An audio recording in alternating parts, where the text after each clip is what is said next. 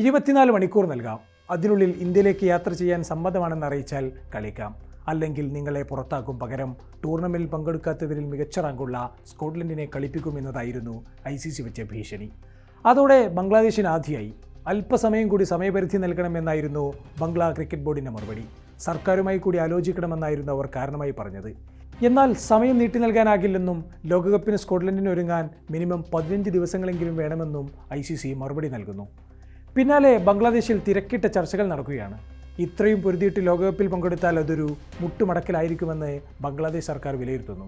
പിന്നാലെ Bangladesh sports adviser Asif Nazrul ലോകകപ്പിൽ പങ്കെടുക്കില്ല എന്ന കടുപ്പമേറിയ തീരുമാനം കളിക്കാരെയും ബോർഡിനെയും അറിയിക്കുകയാണ്.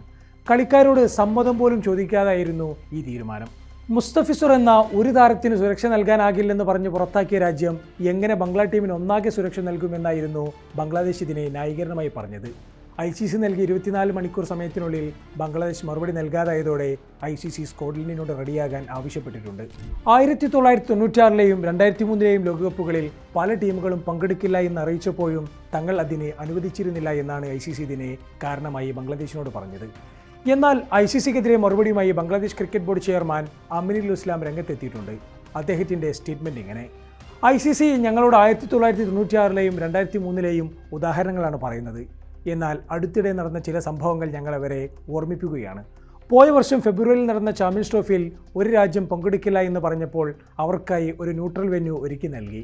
ആ രാജ്യം അവരുടെ എല്ലാ കളികളും ഒരേ രാജ്യത്ത് ഒരേ ഗ്രൗണ്ടിലാണ് കളിച്ചത്. സ്റ്റേ ചെയ്തത് ഒരേ ഹോട്ടലിലും. അതൊരു പ്രിവിലേജാണ്, അമിനുൽ പ്രതികരിച്ചു. പോയ ചാമ്പ്യൻസ് ട്രോഫിയിൽ ഇന്ത്യ മാത്രം UAE കളിച്ചതിനെയാണ് അദ്ദേഹം ഉദ്ദേശിച്ചത്.